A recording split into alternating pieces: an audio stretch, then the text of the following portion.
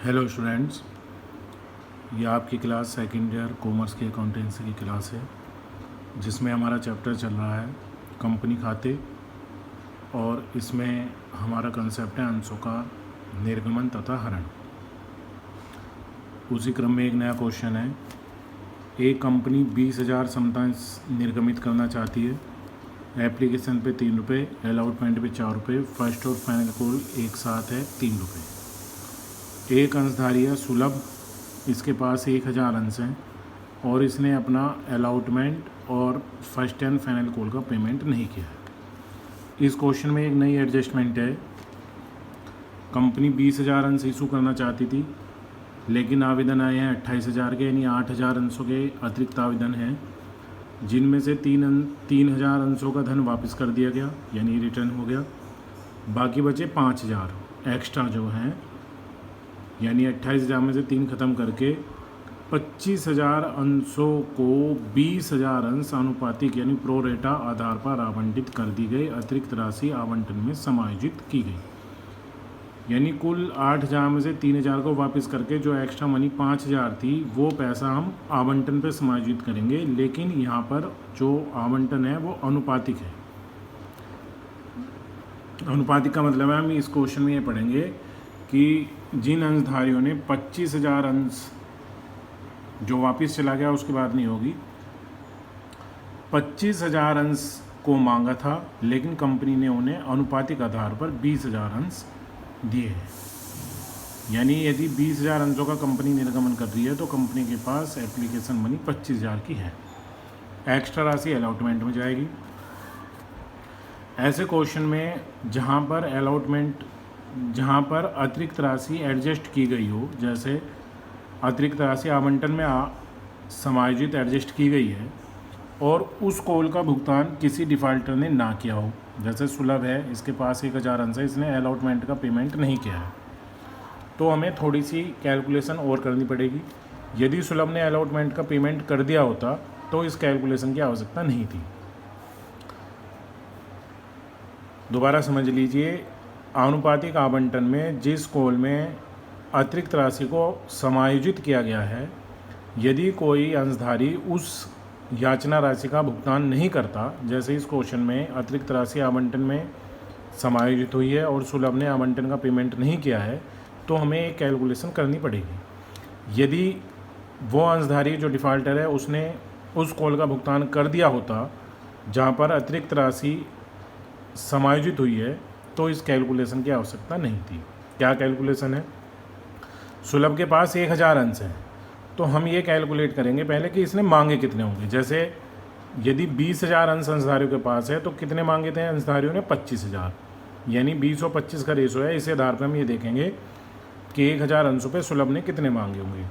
सुलभ द्वारा आवेदित अंश, इसके लिए जो कुल पैसा कंपनी ने अपने पास जितने अंशों का रखा है, 25,000 का रखा है, वो डिवाइड बाई 25,000 के अगेंस्ट कंपनी ने इशू कितने किए हैं? 20,000, इनटू जो हमारा डिफ़ॉल्टर है उसके अंश कितने हैं, इसको कैलकुलेट करके वैल्यू आती है 1250।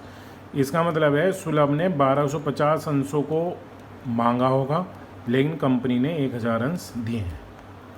अब यदि सुलभ ने 1250 अंशों को मांगा है तो सुलभ ने जो आवेदन पे भुगतान किया है, सुलभ द्वारा वो 1250 अंशों का आवेदन राशि दी गई होगी कंपनी को, जो बैठती है 1250 गुणा 3,750। और इस 3,750 को हमने एडजस्ट कैसे किया है?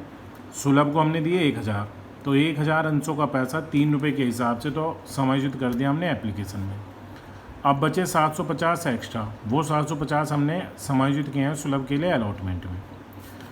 सुलभ को आवंटन में कुल राशि कितनी देनी है? इसके 1,000 अंश हैं, 4 रुपये के हिसाब से 4,000 रुपये देने हैं, जिनमें से 750 इसके पहले ही आ चुके हैं। इसका मतलब है इसे आवंटन पर देने थे 3,250 और वो इसने नहीं दिए, यानी कट के निशान का मतलब है वो इसने नहीं दिए। यदि हम इस कैलकुलेशन को ना करें तो डायरेक्टली तो हम ये मान लेंगे कि इसके पास 1,000 अंश हैं, इसे 4,000 देने थे, 4,000 का भुगतान नहीं किया।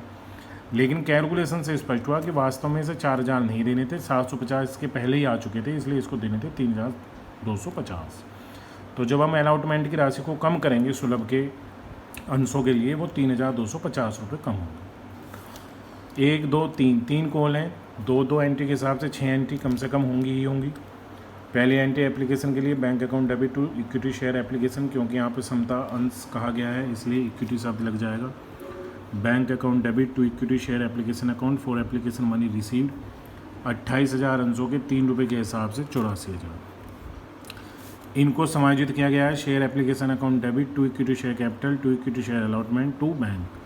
कैपिटल में जाएगा जितने अंश इशू करना चाहती है कंपनी 20,000। अलॉटमेंट में कितने अंशों का पैसा गया है 5,000 का। वापस कितने अंशों का गया है 3 का। और इनको सबको इंटू करेंगे 3, यानी 20 तियाँ 60,000 यहाँ गए, अलॉटमेंट में 5 तियाँ 15,000 गए और बैंक में 9,000।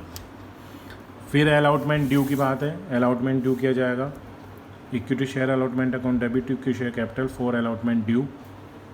28,000 अंश हैं 4 रुपये के हिसाब से, सॉरी 20,000 अंश हैं, क्योंकि जो 28 8,000 फालतू थे वो तो हमने एडजस्ट कर दिया। क्वेश्चन हमारा 20,000 का है, 20 चौक 80। हमने अंशधारियों से 80,000 रुपये अलॉटमेंट पे मांगा है, लेकिन इस 80 में से एक तो ये 15,000 नहीं आएंगे जो हमने यहाँ पे एडजस्ट किए हैं। सेकंड एंट्री में 15,000 ऑलरेडी अलॉटमेंट में आ चुके हैं, और दूसरा सुलभ वाले 3,250 जो हमने कैलकुलेशन करी थी वो नहीं आएंगे, यानी 80,000 में से दोनों अमाउंट माइनस होंगी। हमारे पास जो रिसीव होगा amount bank account debit to equity share allotment account वो होगा 61,750। फर्स्ट कॉल ड्यू की जाएगी equity share first and final call account debit to equity share capital account 20,000 अंश से 3 रुपये के हिसाब से 60,000। सुलभ ने अपने 1,000 अंशों पे 3 रुपये के हिसाब से 3,000 नहीं दिए हैं, इसका मतलब है 57,000 रुपये दिए हैं, 3,000 नहीं दिए। जो दिए हैं वो बैंक अकाउंट डेबिट, जो नहीं दिए हैं वो कॉल से नेरियर account debit to equity share first and final call 60,000। ये सिंपल एंट्री है। कल को इसी क्वेश्चन में हम ये मान के आगे बढ़ेंगे कि सुलभ के अंशों का हरण किया गया हो, पुनः निर्गमन किया गया, तो किस प्रकार से एंट्री आगे बढ़ेगी। आप कल तक इस क्वेश्चन को अच्छी तरीके से समझ लें, देख लें, कर लें, फिर इसी क्वेश्चन को आगे बढ़ा के हम इस क्वेश्चन में अंशों के हरण की, अंशों के पुनः निर्गमन की, अंशों के पुनः निर्गमन के बाद जो अतिरिक्त धन बचता है, जो पहले वाले अंशधारी यानी सुलभ द्वारा दिए गए धन में से यदि कोई धन बचता है तो उसको कैपिटलाइजेशन में ट्रांसफ़र करने की एंट्री करेंगे। पहले आप इस क्वेश्चन की टेबल बना के एक बार खुद करके देखें, क्योंकि ये तो सिंपल हैं इस कैलकुलेशन को समझने। यदि इस कैलकुलेशन में या क्वेश्चन में आपको कोई बात समझ में नहीं आती, कोई प्रॉब्लम है आपको, तो पहले आप उसे पूछ सकते हैं। फिर हम इसी क्वेश्चन में आगे बढ़ते हुए हरण की, पुनः निर्गमन की और कैपिटलाइजेशन वाली एंट्री करेंगे, और इस क्वेश्चन में ही आगे कैश बुक या बैंक अकाउंट और बैलेंस शीट पे भी चर्चा करेंगे, क्योंकि अभी तक हमने किसी क्वेश्चन में बैलेंस शीट पे नहीं किए।